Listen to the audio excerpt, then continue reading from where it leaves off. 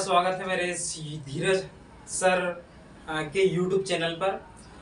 आज के इस वीडियो के माध्यम से हम समझेंगे क्लास 10th के जियोग्राफी का संसाधन एवं विकास, जो पहला चैप्टर है जियोग्राफी का, उसी के बारे में। इसको वन शॉर्ट वीडियो बनाएंगे। इस एक पूरे वीडियो में पूरे चैप्टर को कवर करने की कोशिश करेंगे। तो हम शुरुआत करते हैं आज के इस टॉपिक को। उससे पहले मेरा एक छोटा सा अनुरोध है आपसे कि आप मेरे इस चैनल को सब्सक्राइब और ज़्यादा से ज़्यादा लोगों तक शेयर करें। आज हम इस एनसीईआरटी के इस टॉपिक पे देखते हैं संसाधन एवं विकास, संसाधन एवं विकास। संसाधन एवं विकास, जैसे कि नाम से ही स्पष्ट हो रहा है, ये हमारे टॉपिक के नाम से संसाधन। अब हम संसाधन किन चीजों को संसाधन कहेंगे, या हमारे प्रकृति पर किन किन वस्तुओं को हम संसाधन के रूप में इस्तेमाल करते हैं। क्या ये जो संसाधन है हमें उपहार स्वरूप मिले हैं, या फिर इन संसाधनों का हमने स्वयं निर्माण किया है। इन सभी के बारे में इस टॉपिक के माध्यम से हम समझने की कोशिश करते हैं। सबसे पहले हम जब संसाधन की परिभाषा की बात करते हैं, संसाधन की परिभाषा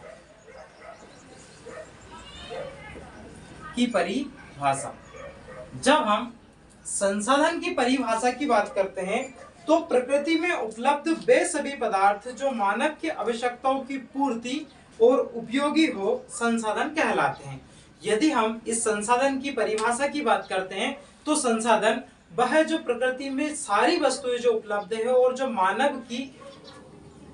मानव के लिए जो उपयोगी वस्तु है, उन्हें हम संसाधन कहते हैं। अब जब हम संसाधनों की परिभाषा के बाद में हम संसाधनों का वर्गीकरण देखते हैं। संसाधनों का वर्गीकरण,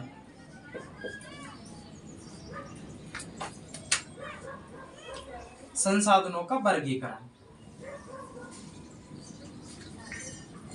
अब संसाधनों के जब हम वर्गीकरण की बात करते हैं तो वर्गीकरण का मतलब होता है कि ये जो सारे संसाधन है, हमने इन संसाधनों को कितने भागों में बांटा है, ये संसाधन का वर्गीकरण कहलाता है। जैसे कुछ संसाधन होते हैं मानव द्वारा निर्मित संसाधन होते हैं, उन्हें हम मानवीय संसाधन कहते हैं, और कुछ प्रकृति द्वारा हमें उपहार स्वरूप मिले हैं, उन्हें प्राकृतिक संसाधन कहते हैं। जैसे उदाहरण के लिए जब हम इसकी बात करते हैं वर्गीकरण के संसाधनों की, तो सबसे पहले हम देखते हैं कि उत्पत्ति के आधार पर ये जो संसाधन है वो कितने प्रकार के होते हैं। उत्पत्ति का मतलब होता है ओरिजिन। जब ओरिजिन के माध्यम से हम संसाधन की बात करते हैं, जब ओरिजिन के आधार पर हम संसाधनों को देखते हैं तो कुछ इस प्रकार से होते हैं। सबसे पहला जो आता है उत्पत्ति के आधार पर प्राकृतिक संसाधन। उत्पत्ति के आधार पर संसाधन। उत्पत्ति के आधार पर जब हम संसाधन की बात करते हैं तो इसमें आता है प्राकृतिक संसाधन।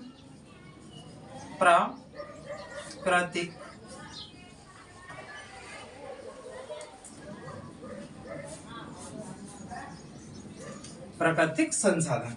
अब प्राकृतिक संसाधन हम किन्हें कहेंगे? जो हमें प्रकृति से प्राप्त होते हैं। जब हम संसाधनों का वर्गीकरण देखते हैं तो संसाधनों के वर्गीकरण में पहला पॉइंट हम देखते हैं उत्पत्ति के आधार पर।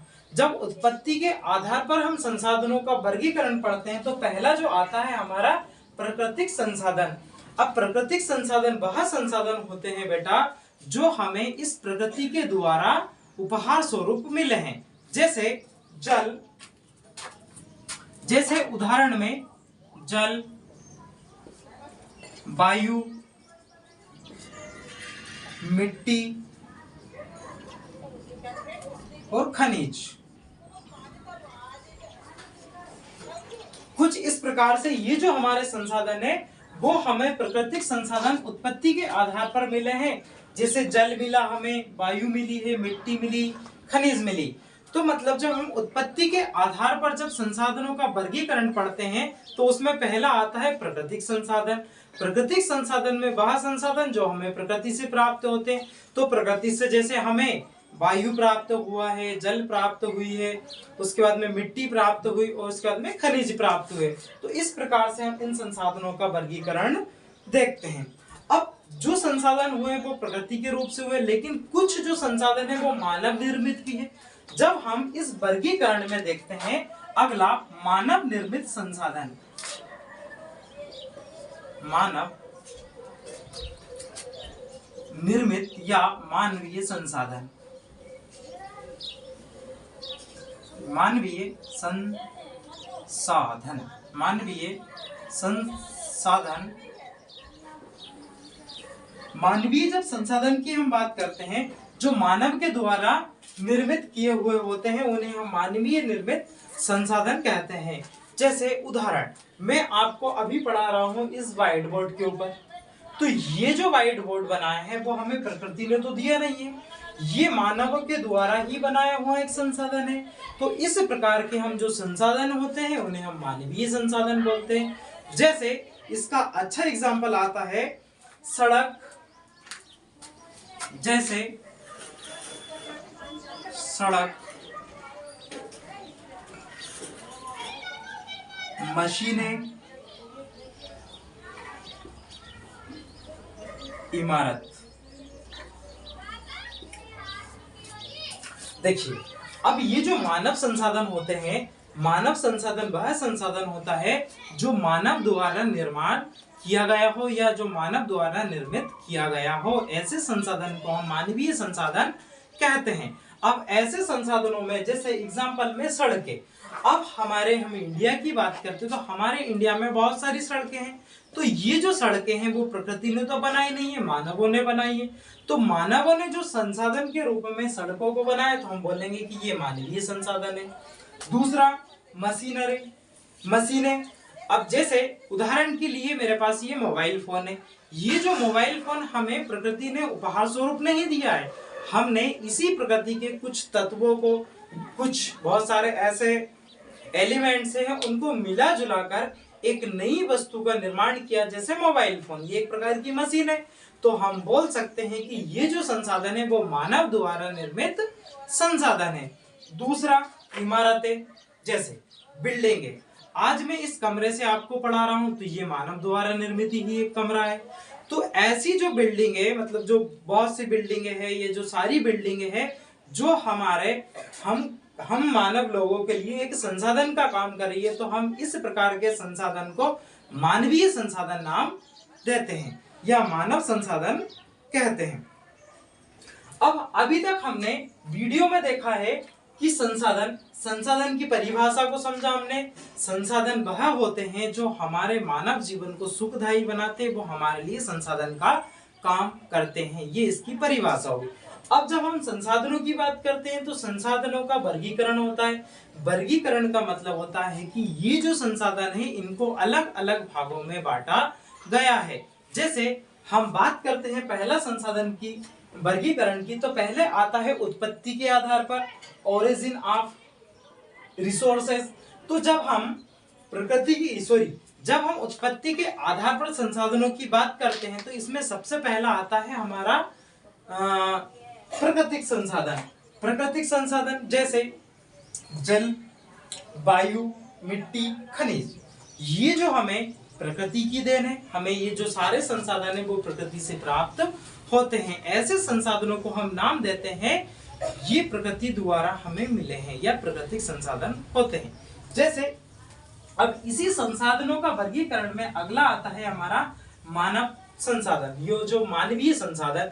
जब हम मानव संसाधन की बात करते हैं बेटा, तो मानव संसाधन में जैसे सड़कें मानव द्वारा निर्मित की गई है, दूसरा बिल्डिंगें मानवों द्वारा बनाई गई है, तो इन्हें हम संसाधनों का नाम देते हैं। और मशीनें ये मानवीय संसाधन कहलाते हैं।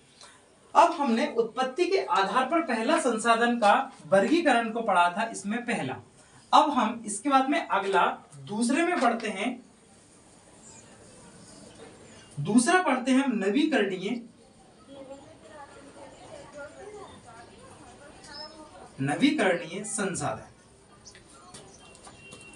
नवीकरणीय क्षमता के आधार पर, क्षमता के आधार पर।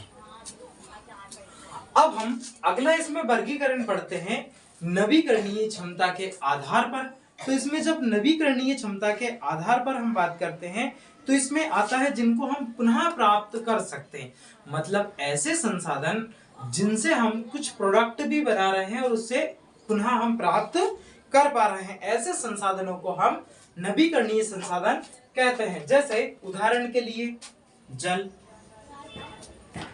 उदाहरण के लिए आएगा इसमें जल, वायु, मृदा, मृदा, ऐसे जो संसाधन है वो है तो नवीकरणीय संसाधन, लेकिन नवीकरणीय संसाधन मतलब ये है तो प्राकृतिक संसाधन, हमने इन्हें नवीकरणीय संसाधन नाम इसलिए दिया बेटा क्योंकि इन संसाधनों का हम उपयोग करके हमारे मानव जीवन के लिए हम अलग से कुछ ऊर्जा का निर्माण कर पा रहे हैं और इन्हें फिर से प्राप्त कर पा रहे हैं या फिर से हम इनका पुनः उपयोग कर पा रहे हैं, ऐसे संसाधनों को हम नवीकरणीय संसाधन नाम देते हैं। जैसे हम बात करते हैं जल की। अब ये जो जल संसाधन को हमने नवीकरणीय संसाधन इसलिए नाम दिया गया है क्योंकि ये जो जल होता है, मान लीजिए यहाँ पे एक डैम का निर्माण करते हैं हम, ये एक डैम बना, इस डैम के अंदर हमने बहुत सारा पानी को इकट्ठा किया। अब इस पानी को इकट्ठे करने के बाद यहाँ पे मैं एक टरबाइन लगा देता हूँ और इस टरबाइन के ऊपर इस पानी को गिराते हैं। तो जब इस पानी को तेजी से इस टरबाइन के ऊपर गिराएंगे तो क्या होगा, टरबाइन घूमेगी, बिजली उत्पन्न हुई, तो हमें एक नया उत्पाद क्या प्राप्त हो गई, एनर्जी, मतलब कि ऊर्जा प्राप्त हो गई हमें। तो हमने इस ऊर्जा का उपयोग मानव की सुविधाओं के लिए उपयोग कर लिया, सुविधा के लिए हमने क्या कर लिया, इसका उपयोग कर लिया।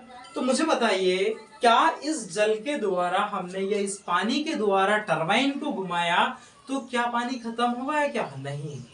ये जो पानी है हम इसका यूज आगे पीने के लिए कर सकते हैं, कारखानों के लिए कर सकते हैं, खेतों में सिंचाई के लिए उपयोग कर सकते हैं। तो ऐसे संसाधनों को हम नवीकरणीय संसाधन नाम इसलिए देते हैं। अगला आता है वायु संसाधन। ये जो वायु संसाधन है इसे भी हमने नाम दिया है नवीकरणीय संसाधन। अब वायु संसाधन को भी नवीकरणीय संसाधन क्यों नाम दिया है समझते हैं। आप लोगों ने देखा होगा कि यहाँ पर एक कुछ ऐसे पहाड़ों के ऊपर कुछ ऐसी पवन चक्कियां लगी होती है। अब इन पवन चक्कियों में क्या होता है, ये बड़े बड़े पंखे होते हैं, इधर से हवा इस दिशा में चलती है, तो ये जो पंखे होते हैं वो तेजी से घूमते हैं। तब ये तेजी से घूमते हैं तो इनमें लगा होता है टरबाइन, और वो टरबाइन घूमेगा फिर हमें बिजली बना के देगा, बिजली का निर्माण होगा।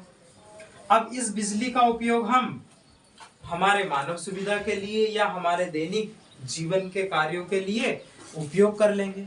तो मुझे बताइए क्या इस हवा से हम पुनः सांस नहीं ले सकते, क्या इस हवा को हम डबल से उपयोग नहीं कर सकते हैं? बिल्कुल कर सकते हैं। तो हम ऐसे संसाधन को नवीकरणीय संसाधन नाम देते हैं। अगला इसमें दिया है एक मृदा। अब मृदा संसाधन को हम नवीकरणीय संसाधन इसलिए कहते हैं बेटा क्योंकि खेतों में क्या होती है, मृदा ही तो होती है।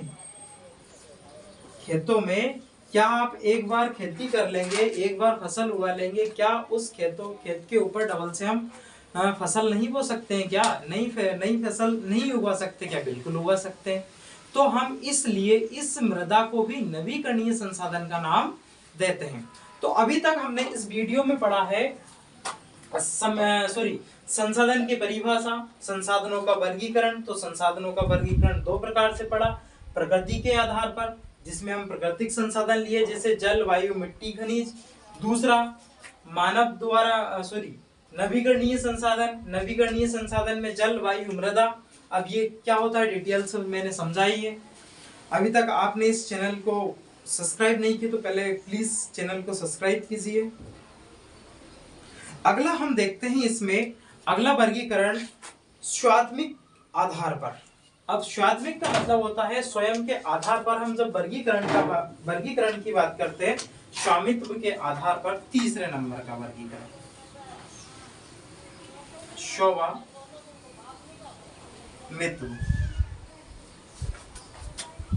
के आधार पर,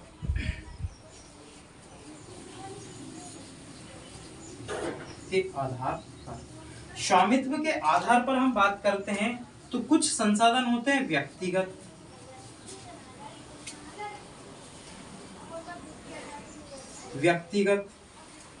कुछ होते हैं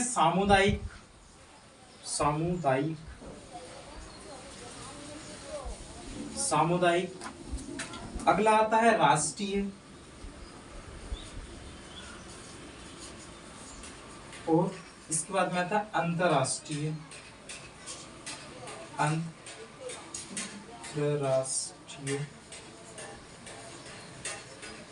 समझते हैं। अब इसमें आया कि संसाधन का अगला वर्गीकरण इस बुक में दिया है एनसीईआरटी में बहुत ही अच्छे से, स्वामित्व के आधार पर। स्वामित्व का मतलब होता है किसी ना किसी व्यक्ति का इस संसाधन के ऊपर क्या होता है, अधिकार होता है। ऐसे संसाधनों को हम स्वामित्व के आधार का संसाधन नाम देते हैं। जैसे हम बात करते हैं व्यक्तिगत, कुछ संसाधन ऐसे होते हैं बेटा जो व्यक्तिगत संसाधन है। जैसे मान लीजिए ये जो व्हाइट बोर्ड है ये मेरा खुद का है, मेरे पास ये जो मोबाइल है ये मोबाइल मेरा खुद का है, इसका इस्तेमाल सिर्फ मैं ही करता हूं अपने व्यक्तिगत रूप से। जैसे उदाहरण के लिए आपकी कुछ सोशल मीडिया आईडी होती है, उसको आप ही यूज कर सकते हो, आपके अलावा कोई तीसरा व्यक्ति उसे यूज नहीं करता है। तो ऐसे संसाधन जिनका उपयोग कोई एक ही व्यक्ति करता है, जो स्वयं भी हो सकता है या कोई भी हो सकता है, ऐसे संसाधनों को हम व्यक्तिगत संसाधन नाम देते हैं। अगला इसमें दिया है हमारा सामुदायिक संसाधन। अब सामुदायिक संसाधन क्या होता है? सामुदायिक संसाधन वह संसाधन होता है जो किसी समूह के द्वारा उस संसाधनों का उपयोग किया जाता है या उस संसाधन का उपयोग किया जाता है। ऐसे संसाधन को हम सामुदायिक संसाधन नाम देते हैं। जैसे हमारे इंडिया में बहुत प्रचलित है धर्मशाला, आपने मंदिरों के पास देखा होगा, धर्मशाला जो होती है वो सामुदायिक होती है। सामुदायिक मतलब किसी एक विशेष समूह के द्वारा उस धर्मशाला का निर्माण किया गया है, तो उस धर्मशाला का उपयोग उस वर्ग के लोग समूह के रूप में कर सकते हैं। तो ऐसे संसाधनों का मतलब जो धर्मशाला है वो संसाधन का काम कर रही है, तो वो जो बिल्डिंग है उसे हम नाम देंगे सामुदायिक संसाधन। इसी प्रकार से अगला जो हमारा आता है इसमें राष्ट्रीय संसाधन। अब राष्ट्रीय जो संसाधन होता है वो क्या होता है? जैसे गवर्नमेंट स्कूल, ये जो गवर्नमेंट स्कूल हुआ है वो भी क्या है? एक राष्ट्रीय संसाधन, एक राष्ट्र की संपत्ति है, मतलब हमारे भारत की संपत्ति है। हम इस राष्ट्र की संपत्ति का उपयोग मतलब सभी लोग अपने अनुसार कर सकते हैं उपयोग। जैसे स्कूल में सभी वर्ग के बच्चे स्कूल जाते हैं, सभी लोग जाते हैं, किसी दूसरे गांव का बच्चा भी उस स्कूल में एडमिशन ले सकता है या दूसरे राज्य का बच्चा भी उस स्कूल में एडमिशन ले सकता है। तो ऐसे संसाधनों को हम नाम देते हैं राष्ट्रीय संसाधन। जो हमारे राष्ट्र की धरोहर होती है, इन संसाधनों को हम राष्ट्रीय संसाधन नाम देते हैं। जैसे मान लीजिए हमारे मध्य प्रदेश से बहुत ही पवित्र नदी बहती है जिसे हम नाम देते हैं मां नर्मदा।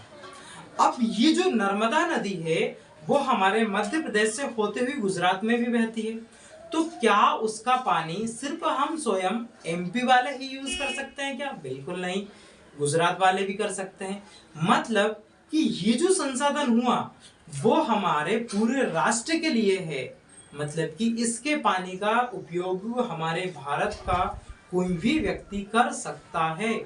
ऐसे संसाधनों को हम राष्ट्रीय संसाधन नाम देते हैं। अगला जो हमारा आता है वो आता है अंतरराष्ट्रीय संसाधन। अब ये जो अंतरराष्ट्रीय संसाधन क्या होते हैं समझते हैं। अंतरराष्ट्रीय का मतलब होता है बेटा दो या दो से अधिक देश जब किसी एक संसाधन का उपयोग करता है तो उसे हम बोलते हैं अंतरराष्ट्रीय संसाधन। अंतरराष्ट्रीय संसाधन का मतलब जैसे वर्तमान में जो हमारा हमारी जो अर्थ है, अर्थ के दक्षिण ध्रुव में एक महाद्वीप है जिसे हम नाम देते हैं अंटार्कटिका, जिसे हम नाम देते हैं अंटार्कटिका। इस अंटार्कटिका पर दुनिया के मतलब इस पृथ्वी के सारे देश के लोग क्या कर सकते हैं, वहां पर वैज्ञानिक परीक्षण कर सकते हैं।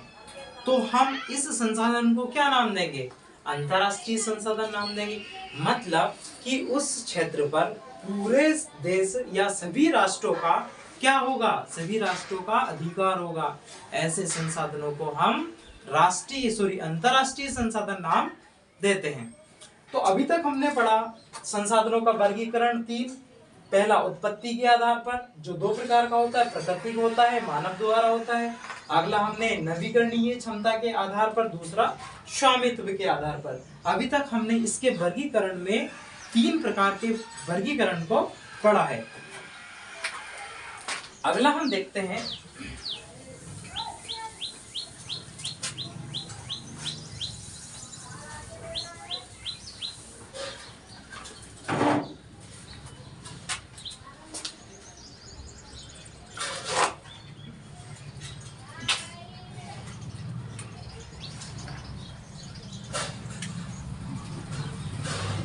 अगला इसमें चौथा एक और आता है वर्गीकरण में नंबर 4 पे, उसको हम नाम देते हैं विकास के स्तर पर। विकास के स्तर पर, के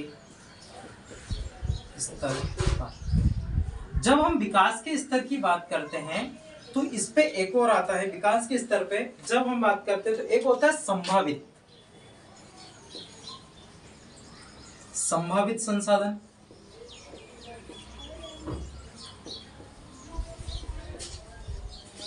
संभावित संसाधन मतलब इसका उपयोग अभी नहीं किया गया है। कुछ होते हैं नंबर विकसित संसाधन। विकसित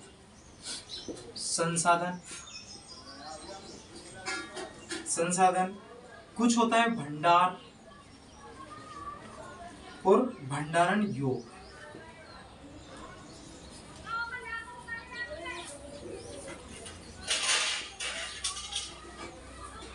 हाँ, हमारा जब हम संसाधन के वर्गीकरण की बात करते हैं तो संसाधन के वर्गीकरण में चौथा पॉइंट आता है हमारा विकास के स्तर पर। अब विकास के स्तर की जब हम बात करते हैं बेटा, तो इसमें भी 4 प्रकार के संसाधन होते हैं।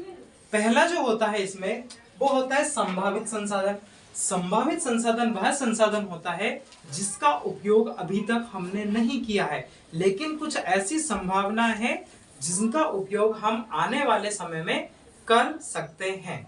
जैसे मान लीजिए उदाहरण के लिए निकल जाएंगे।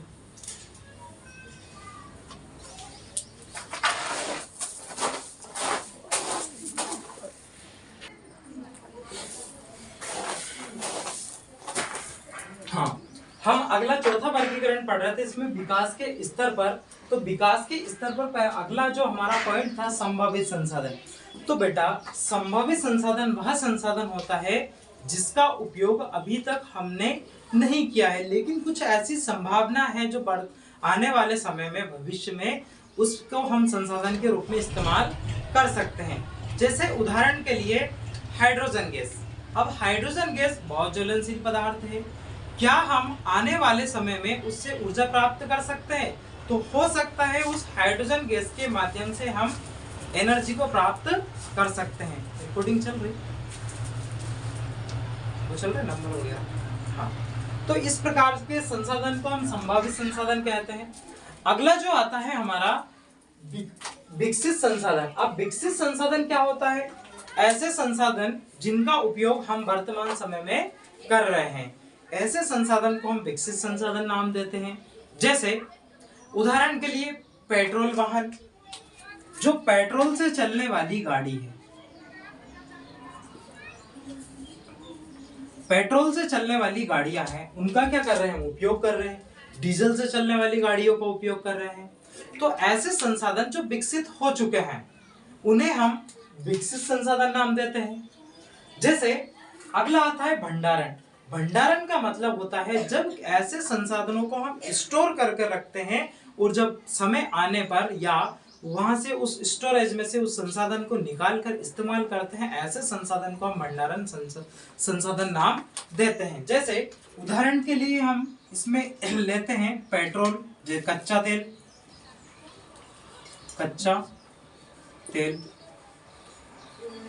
अब ये जो कच्चा तेल क्या है, कच्चा तेल में आता है पेट्रोल और डीजल। ऐसे संसाधनों को हम नाम देते हैं भंडारण संसाधन। मतलब ये हमारी प्रकृति में जीवाश्म ईंधन के द्वारा हजारों करोड़ साल पहले पृथ्वी में दबे हुए हैं, लेकिन वो भंडार के रूप में मौजूद है। ऐसे संसाधन को हम भंडारण संसाधन कहते हैं। और ये वह संसाधन होता है जिनका हम एक बार उपयोग कर लेंगे, जिसके बाद में हम दोबारा उपयोग नहीं कर सकते हैं, और यह एक बार खत्म हो गया तो इनको बनाना इम्पॉसिबल है, ऐसे संसाधन को। अगला हमारा आता है इसमें भंडारण योग्य संसाधन। भंडारण योग्य संसाधन का मतलब होता है ऐसे संसाधन जिनका उपयोग हम आने वाले समय में या भविष्य में कर सकते हैं, और वो संसाधन अभी हमारे पास मौजूद है, उनको हम अभी स्टोर करके रखते हैं और आने वाले समय में जब जरूरत लगेगी तब इस्तेमाल करेंगे। ऐसे संसाधन को हम भंडारण संसाधन नाम देते हैं। जैसे एक अच्छा एग्जांपल समझाता हूं। आपने देखा होगा हम हमारे घरों के अंदर साल भर का गेहूं एक ही बार एक बंडे में स्थायी रूप से रख देते हैं, और उसमें से धीरे धीरे निकाल के उसका इस्तेमाल करते हैं या रोटियां बनाने में इस्तेमाल करते हैं। तो वो जो संसाधन था, वो गेहूं, वो क्या था, योग्य था, भंडारण योग्य था, इसलिए हमने उस संसाधन को स्टोर करके रख दिया और समय आने पर उसका इस्तेमाल कर रहे हैं। तो ऐसे संसाधन को हम भंडारण योग्य संसाधन नाम देते हैं। अभी तक हमने इसके वर्गीकरण को पढ़ा और इसके बाद में हमने परिभाषा को पढ़ा। अब अगला जो हमारा आता है इसमें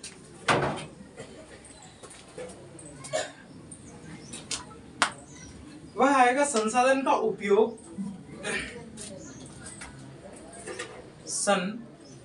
संसाधन का उपयोग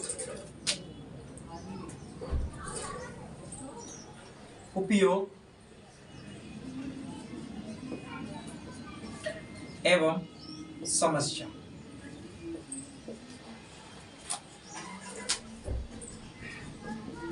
संसाधनों का उपयोग एवं समस्या। सबसे पहले हम समझते हैं समस्या को।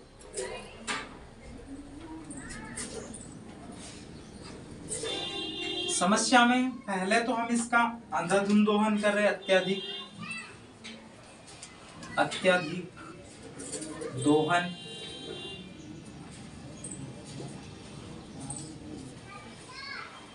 Over rush. अगला आता है असमान वितरण,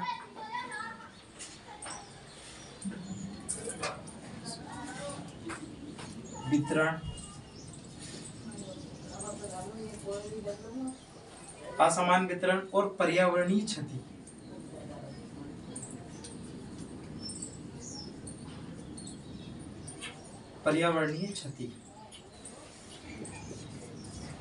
और अगला आता है इसमें प्रदूषण।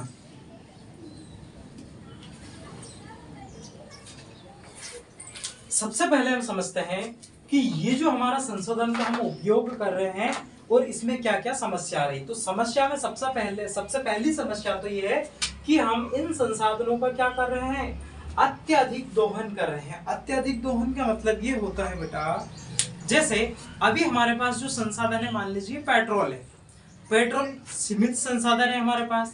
अब हम इस संसाधन का अत्यधिक उपयोग कर रहे हैं। हमें गाड़ी का इस्तेमाल नहीं करना था, लेकिन उसके बाद भी कर रहे हैं। तो ये क्या हो रहा है, अत्यधिक उपयोग करना या अत्यधिक दोहन करना। मान लीजिए उदाहरण के लिए हमारे पास जो पीने का पानी है, मतलब पीने योग्य या जो हम हमारे दैनिक जीवन में इस्तेमाल करते हैं जल, वो हमारे पास है 0.01%। अब इतना सा पानी है, हम इसका इस्तेमाल अत्यधिक मात्रा में करते हैं। जैसे होलियों के टाइम पे, होली के समय पे लाखों करोड़ों लीटर पानी को ऐसे ही बहा दिया जाता है। मोटरें चल रही है तो बंद नहीं होती है। तो ये क्या है, हम इन संसाधनों का अत्यधिक दोहन कर रहे हैं। तो अत्यधिक दोहन का मतलब होता है वह संसाधन जिसका उपयोग हम अनियंत्रित कर रहे हैं, जिसकी हमें आवश्यकता नहीं, उसके बाद भी हम उस संसाधन का उपयोग बहुत ज्यादा कर रहे हैं। दूसरा, संसाधन का असमान वितरण। असमान वितरण का मतलब होता है, मान लीजिए उदाहरण के लिए आपने देखा होगा कि एक जमीन का टुकड़ा है किसी गांव के क्षेत्रफल का। अब इस जमीन के टुकड़े में यहाँ पर रहते हैं 100 परिवार, 100 फैमिलीज रहती है। तो ये जो 100 फैमिली है, तो इसमें से 10 लोगों के पास तो इतना खेत है, ये 10 लोगों के हिस्से में है, और बाकी 90 लोगों के पास इतनी जमीन है। तो ये जो संसाधन है, क्या इसका समान वितरण हुआ? क्या नहीं हुआ। मतलब हम बोलेंगे कि ये जो संसाधनों का वितरण हुआ है वो असमान रूप से हुआ है। जब असमान रूप से किसी संसाधन का वितरण होता है तो वह समाज में गरीबी और अमीरी दो पहलुओं को लेकर आता है। तो जो हमारा वर्तमान में समाज है वो दो भागों में बटा हुआ है, पहला अमीर और दूसरा गरीब। अगला आता है हमारा पर्यावरणीय क्षति। हम क्या कर रहे हैं, ये जो बहुत सारे संसाधन हैं, हम इनका उपयोग इतनी बेरहमी से कर रहे हैं या इतनी अधिक मात्रा में कर रहे हैं जिससे हमारे पर्यावरण पर क्षति पहुंच रही है। जैसे हम बात करते हैं विभिन्न प्रकार की फैक्ट्रियों का खुलना, औद्योगिकरण। औद्योगिकरण से क्या हुआ, फैक्ट्रियां खुली, ज्यादा से ज्यादा फैक्ट्रियां खुली तो प्रदूषण हुआ। प्रदूषण हुआ तो हमारे पर्यावरण में हानिकारक जो पदार्थ है वो डिस्ट्रॉय होना चालू हुआ। खेतों में ज्यादा से ज्यादा जहरीली दवाई देना, उर्वरक का उपयोग करना, इससे क्या हमारे पर्यावरण को नुकसान हो रहा है। तो इससे हमारे पर्यावरणीय जीव भी क्या हो रहे हैं, धीरे धीरे नष्ट हो रहे हैं। इसीलिए हम बोलते हैं कि ये जो होती है वो पर्यावरणीय क्षति कहलाती है। जैसे बिन बादल बरसात होना क्या है, पर्यावरणीय क्षति का नतीजा है। ये हमारा संसाधनों का ठीक रूप से हम उपयोग ही नहीं कर पा रहे हैं, इसलिए ऐसा हो रहा है। एक ही दिन में 3 प्रकार के मौसम दिख रहे हैं, जैसे सुबह ठंड लगती, दोपहर में गर्मी, शाम को बरसात। क्या है ये, अनियंत्रित मौसम। अगला जो आता है हमारा प्रदूषण। हम प्रदूषण की बात करते हैं, जैसे हाल ही में हम देखते हैं हमेशा ठंड के दिनों में दिल्ली की बात करते हैं। दिल्ली में क्या होता है, हरियाणा जो पंजाब वाला एरिया होता है वहां पे क्या जलाई जाती है, पराली जलाई जाती है। उससे क्या होता है, अत्यधिक प्रदूषण होता है, वायु प्रदूषण नाम देते हैं जिसे हम। अब इस वायु प्रदूषण के कारण वहां पर कोहरा जैसा दिन में नजर आता है। अगला बात प्रदूषण की बात करते हैं तो प्रदूषण, वायु प्रदूषण हुआ, जल प्रदूषण। जल में क्या हो रहा है, विभिन्न प्रकार के खेतों में हम दवाई देते हैं तो वो बारिशों के दिनों में उर्वरक देते हैं, वो कहाँ जाता है, नालों के माध्यम से बड़ी बड़ी नदियों में जाता, समुद्र में जाता है, जल प्रदूषण हो रहा है। पर्यावरण प्रदूषण, पर्यावरण में हम जैसे single use plastic. Single use plastic का मतलब ऐसा प्लास्टिक जिसका उपयोग हमने एक बार किया और उसका उपयोग हम दोबारा करेंगे नहीं, उसे हम ऐसे वातावरण में फेंक देते हैं। ऐसे संसाधनों को हम नाम देते हैं, ऐसे प्रदूषण को हम नाम देते हैं पर्यावरणीय प्रदूषण। तो इस प्रकार से ये जो हमारा पूरा होता है संसाधन का उपयोग और समस्या, ये एग्जाम के पॉइंट ऑफ व्यू से बहुत इंपॉर्टेंट है। अगला इसमें हम देखते हैं इस टॉपिक का अंतिम चरण,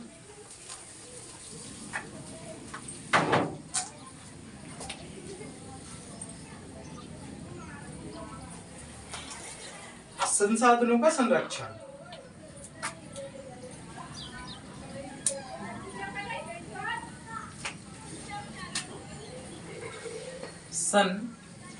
संसाधनों का संरक्षण।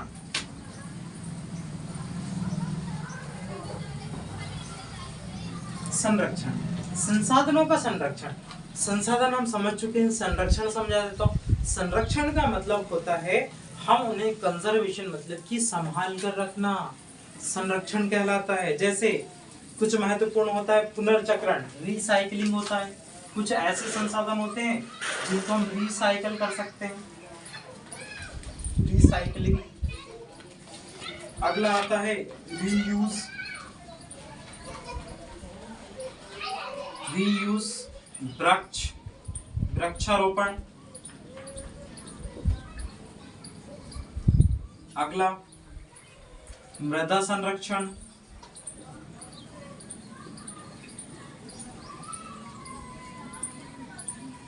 ऊर्जा का बचाव।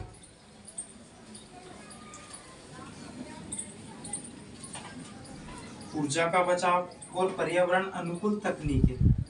सबसे इंपॉर्टेंट, पर्यावरण अनुकूल तकनीक। समझते हैं एक एक से क्या होता है।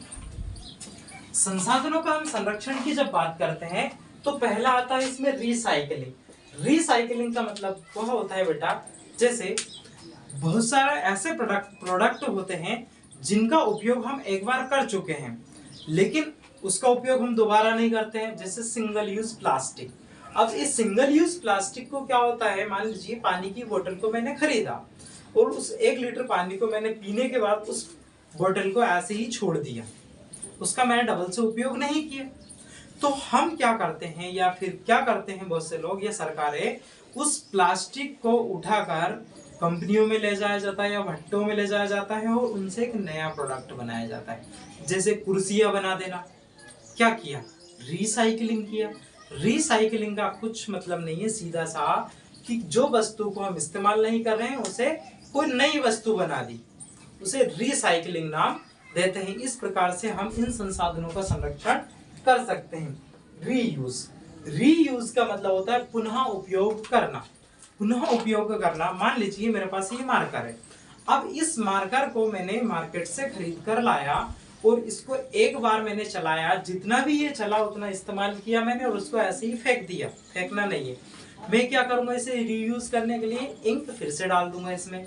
क्या हो रहा है, ये रीयूज हो गया, बार बार मैं इसका उपयोग करूंगा। जैसे अच्छा एग्जांपल, पानी की जो बोतल खरीदते हैं स्टील की बोतल, स्टील की बोतल को क्या हुआ, हमने उसको खरीदा, उसमें पानी डाला, पानी पिया, खत्म हुआ, फिर से उसमें पानी डाल लिए। तो हम उस बोतल का बार बार उपयोग कर रहे हैं, मतलब कि पुनः उपयोग कर रहे हैं। तो ऐसी वस्तु को हम बोलते हैं रीयूज, मतलब कि बार बार उपयोग करना। अगला आता है वृक्षारोपण। वृक्षारोपण का मतलब ये है कि आप जो पेड़ पौधे काट रहे हो ठीक है, हमारे पर्यावरण को नुकसान तो हो ही रहा है, लेकिन साथ साथ में ये जो पेड़ पौधे जहाँ कट रहे हैं वो खाली जमीन बच रही है, वहां पर पेड़ पौधे लगाने का काम भी करो आप। तो इसे बोलते हैं वृक्षारोपण। वृक्षारोपण का मतलब कुछ पेड़ पौधे होंगे जो हवा में भी टूटेंगे या फिर काट दिए जाएंगे लोगों के द्वारा, या फिर कुछ पुराने पेड़ होंगे वो टूट भी जाएंगे, खत्म भी हो जाएंगे, तो उनकी जगह नए वृक्ष को लगाना वृक्षारोपण कहलाता है। अगला आता है मृदा संरक्षण। मृदा संरक्षण मतलब कि मृदा का बचाव करना। जैसे आपने देखा होगा बाढ़ के समय में नदी या नालों के किनारे की जो मिट्टी है धीरे धीरे कट कर बह जाती है, तो क्या वो मृदा संरक्षण हुआ, क्या नहीं हुआ। क्या है, हमें मेड़ों के ऊपर बहुत सारे पेड़ लगाने हैं, तो इससे हमारी मृदा का संरक्षण होगा।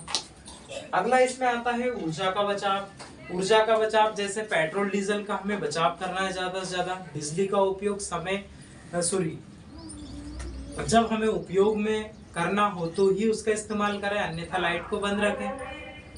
तो ऐसे हम संसाधनों का हम बचाव कर सकते हैं। और पर्यावरण अनुकूल तकनीक, सबसे इम्पोर्टेंट जो आता है हमारा वो आता है पर्यावरण अनुकूल तकनीक।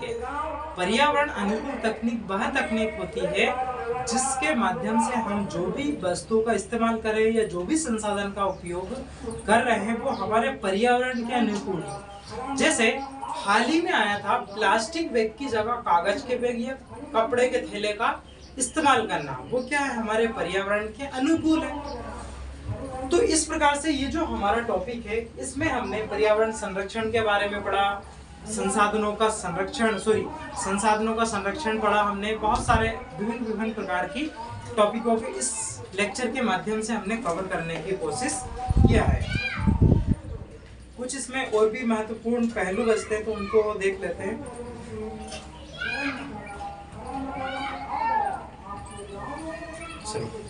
इसमें महत्वपूर्ण प्रश्न है, कुछ क्वेश्चन है। संसाधन क्या होते हैं, इसके प्रकार बताइए, मैंने अभी आपको पूरा डिस्क्राइब किया।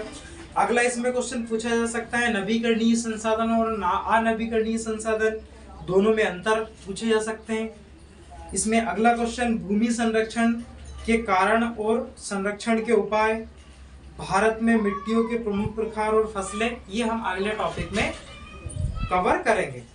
इसके बाद में जो अगला वीडियो जो आएगा चैप्टर नंबर 2 का आएगा। ज़्यादा से ज़्यादा इस वीडियो को लाइक और चैनल को सब्सक्राइब कीजिए और ज़्यादा से ज़्यादा शेयर कीजिए। Thank you.